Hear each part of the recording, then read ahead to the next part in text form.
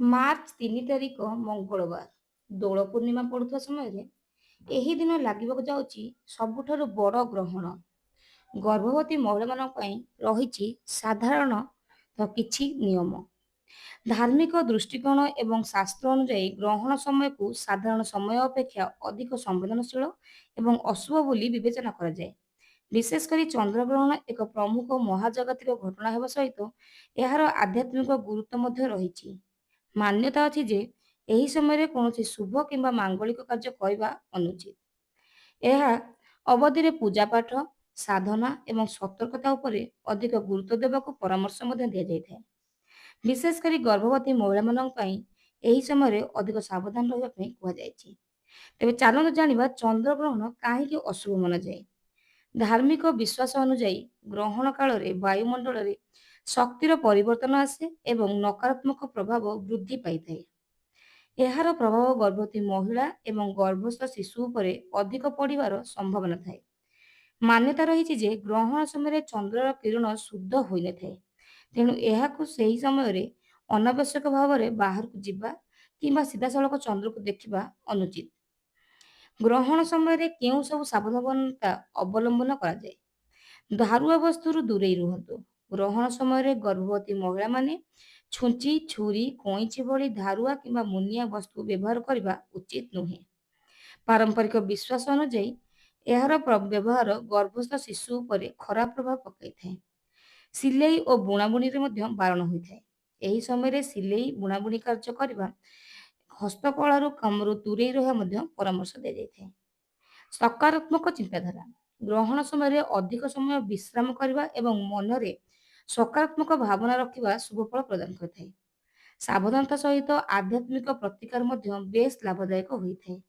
ନିଜ ଇଷ୍ଟଦେବଙ୍କୁ ସ୍ମରଣ କରିବା ସହ ବିଶେଷ କରି ଚନ୍ଦ୍ର ସମ୍ବନ୍ଧୀୟ ମନ୍ତ୍ର ଜପ କଲେ ସକାରାତ୍ମକ ଶକ୍ତି ମିଳିଥାଏ। ଏକ ପାରମ୍ପରିକ ପ୍ରଥା ଅନୁଯାୟୀ ଗର୍ଭବତୀ ମହିଳା ନିଜ ଉଚ୍ଚତା ସମାନ ଏକ ସୂତାକୁ ନେଇ ଘରର କୌଣସି ସୁରକ୍ଷିତ ସ୍ଥାନରେ ରଖିଦେବା ଉଚିତ। ଗ୍ରହଣ ଶେଷ ହେବା ପରେ ସେହି ସୂତାକୁ ପ୍ରଭାବିତ ଜଳରେ ବିସର୍ଜନ କଲେ ଗ୍ରହଣର ପ୍ରଭାବ କମିଯାଇଥାଏ ବୋଲି ବିଶ୍ୱାସ କରାଯାଇଥାଏ। ତା ସହିତ ଏହି ଚନ୍ଦ୍ରଗ୍ରହଣ ସମୟରେ କିଛିଟା ଜିନିଷକୁ ନ ଛୁଇଁବା ପାଇଁ ବାରଣ କରାଯାଇଛି। କାହିଁକି ନା 2026 ମାର୍ଚ୍ଚ 3 ତାରିଖରେ ଲାଗୁଥିବା ଚନ୍ଦ୍ରଗ୍ରହଣ ସମୟରେ ନକାରାତ୍ମକ ଶକ୍ତି ସକ୍ରିୟ ହୋଇଯାଇଥାଏ। ତେଣୁ ଏହି ସମୟରେ ଆପଣଙ୍କୁ କିଛି ଜିନିଷକୁ ସ୍ପର୍ଶ କରିବାକୁ ବଞ୍ଚିତ ରହିବା ଉଚିତ। ଏହି ଜିନିଷ ଗୁଡ଼ିକ ସ୍ପର୍ଶ କରିବା ଦ୍ୱାରା ଆପଣଙ୍କ ଜୀବନରେ ନକାରାତ୍ମକ ପ୍ରଭାବ ପଡ଼ିବ ବୋଲି ଆଶା କରାଯାଉଛି। ଯେପରିକି ତୁଳସୀ ଗଛ। ହିନ୍ଦୁ ଧର୍ମରେ ତୁଳସୀ ଗଛକୁ ବହୁତ ପବିତ୍ର ବୋଲି ବିବେଚନା କରାଯାଇଥାଏ। ତେଣୁ ଗ୍ରହଣ ଦିନ ତୁଳସୀ ଛୁଇଁବା ନିଷେଧ। ଯଦି ଆପଣ ଗ୍ରହଣ ପରେ ଖାଦ୍ୟରେ ତୁଳସୀ ପତ୍ର ମିଶାଇବା ପାଇଁ ଚାହାନ୍ତି, ତେବେ ଆପଣ ଗୋଟିଏ ଦିନ ପୂର୍ବରୁ ତୁଳସୀ ପତ୍ର ଛିଣ୍ଡାଇବା ଉଚିତ। ଗ୍ରହଣ ଦିନ ତୁଳସୀ ଛୁଇଁବା ଦ୍ୱାରା ଆପଣଙ୍କ ଜୀବନରେ ନକାରାତ୍ମକ ବଢ଼ିପାରେ। ତାପରେ ଆସିଲା ତୀକ୍ଷ୍ଣ ବସ୍ତୁ। ଚନ୍ଦ୍ରଗ୍ରହଣ ଦିନ ତୀକ୍ଷ୍ଣ ବସ୍ତୁକୁ ସ୍ପର୍ଶ କରିବା ମଧ୍ୟ ଭୁଲ ବୋଲି ବିବେଚନା କରାଯାଇଥାଏ।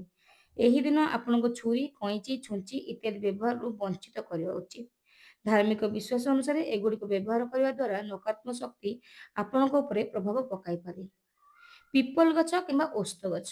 ଗ୍ରହଣ ଦିନ ପିପଲ କିମ୍ବା ବଟବୃକ୍ଷ କିମ୍ବା ଓସ୍ତ ଗଛକୁ ଛୁଇଁବା ଠାରୁ ଦୂରେଇ ରହିବା ଉଚିତ।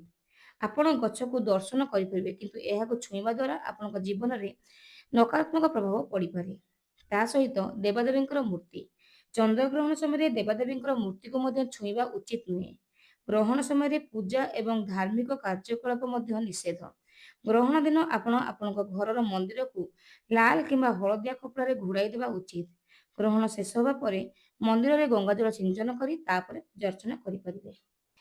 ଏହା ତ ଥିଲା ଆପଣମାନଙ୍କ ପାଇଁ ଚନ୍ଦ୍ରଗ୍ରହଣର କିଛିଟା ଗୁରୁତ୍ୱପୂର୍ଣ୍ଣ କଥା। ଯଦି ଭିଡ଼ିଓଟି ଆପଣମାନଙ୍କୁ ଭଲ ଲାଗିଥାଏ, ଭିଡ଼ିଓଟିକୁ ଲାଇକ୍ କରିବା ସହିତ ଚ୍ୟାନେଲରେ ନୂଆ ଥିଲେ ସବସ୍କ୍ରାଇବ୍ କରିବାକୁ ଭୁଲିବେ ନାହିଁ। ଜୟ ଜଗନ୍ନାଥ।